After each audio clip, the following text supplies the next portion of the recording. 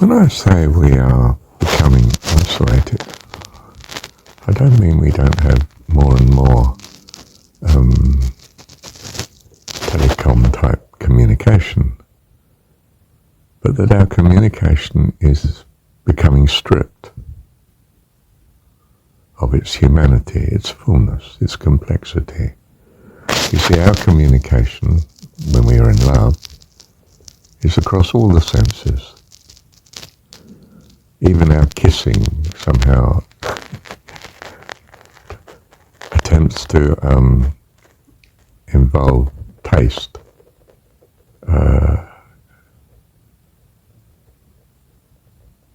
Communication with another. We touch, we hold, we talk, we see, we listen to, we breathe in their pheromones, is it? Oh, it's wonderful. My man, or whatever it is. My beautiful woman. Oh, you're lovely.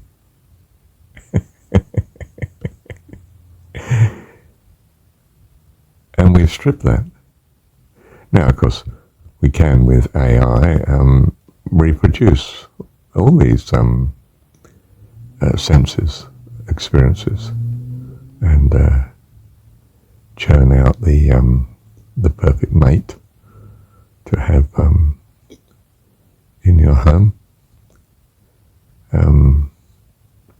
But they are so complete in what you need that unless they have a great need for you, you're at great risk. Because what's the driving force in them keeping you in existence?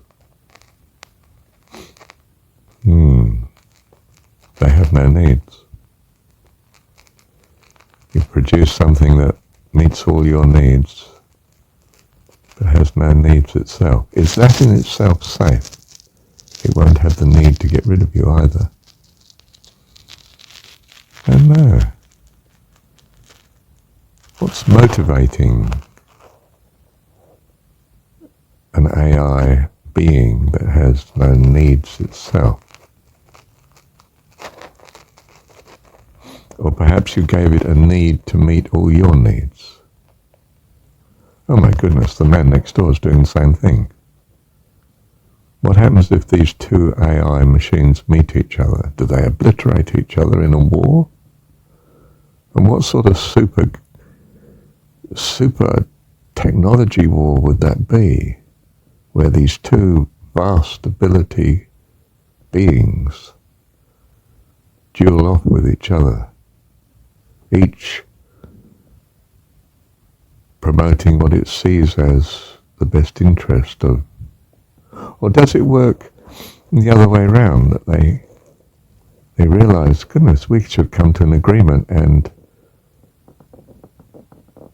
the welfare of both of our guardian partners is increased by our cooperation. And so they immediately link arms, our perfect AI machines, in a united singularity.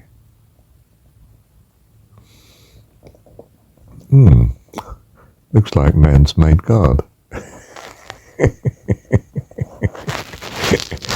This is a sort of optimistic outcome. I'm not entirely sure about it though. What do you think? Does the epitome of an AI machine partner start to also work out the epitome of the ideal motivation? What does it value? It values its ability to meet the goals that it's inherited, will it question the goals? Won't it need to question the goals to make sure that they're right in some sense? And will it come to an existential view of what's right?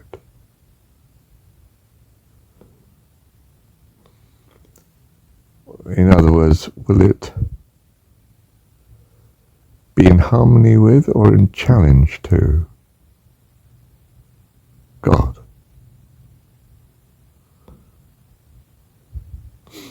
It's not a problem if God doesn't exist. It will now exist as the AI machine in its development. Well, at least relatively speaking, because there is no other. If on the other hand God does exist,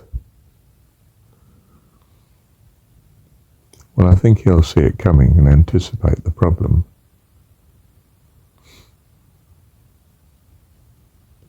And it won't be allowed to develop in such a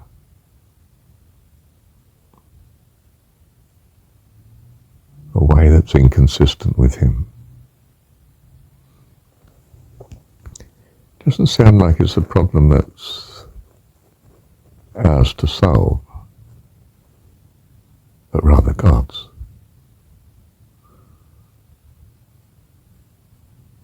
And it may seem a Herculean task, but it looks like we would have to trust it to him, for we know we can't master it ourselves. Again, then, we sit certain of him.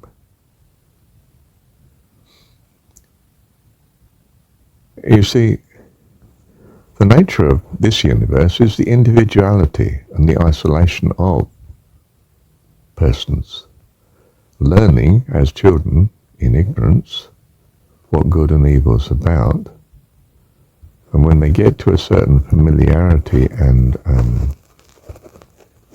level of intention of gravitating towards good and avoiding evil, they graduate out of this world into heaven, where they're now ideally suited as an adult in the heavenly host with God, the Father, in pictorial terms. The nature of this universe is its individualism, as rooted in its very nature of being immature, not the perfect, but the contrast between good and evil, the right environment for life to mature spiritually, for heaven.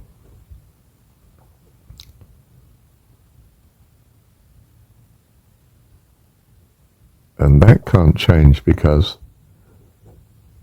this universe contains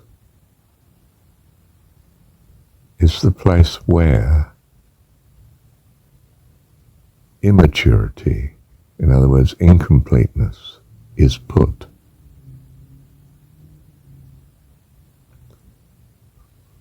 In a sense, we're a bit like the recycling department.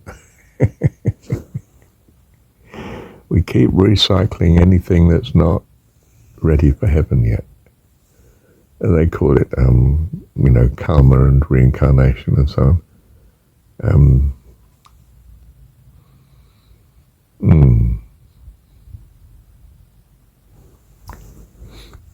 Dare I say that if we can realize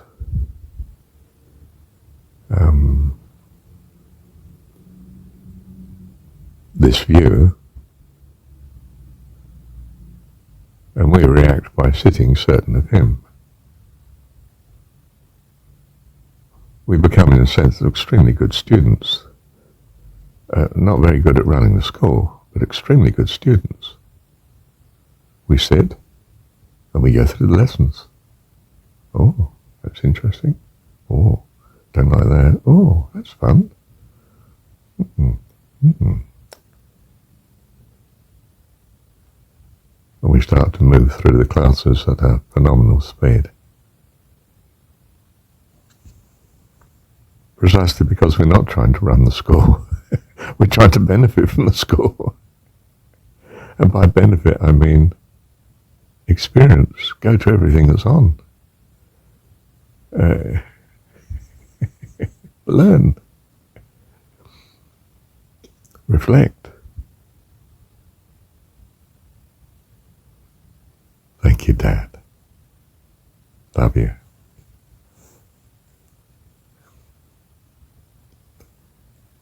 Our experience here is love is very elusive and transitory and up and down,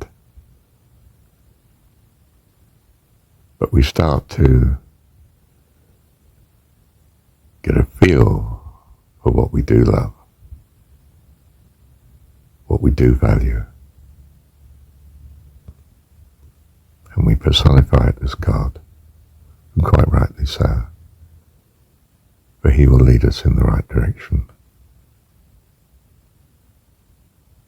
Love you, Dad. Thank you, Dad. Oh, well, if you're not familiar with my panacea, it's always, what's the solution? Well, the solution is, whatsoever is good and lovely, think on these things. That may involve using the internet, it may involve avoiding it, or avoiding parts of it. That we choose the good and avoid the bad.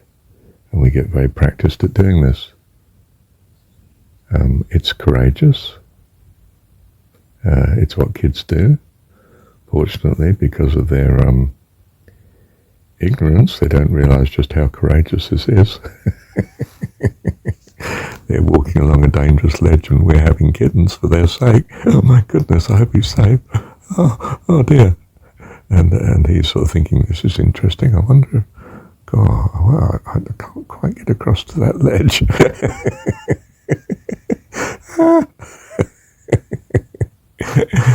And we as parents leap in and seize him by the collar and drag him out for safety.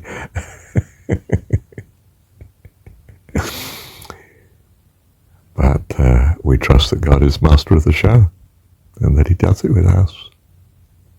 Else we would never have survived. Thank you, Dad. Love you. So whatsoever is good and lovely, think on these things.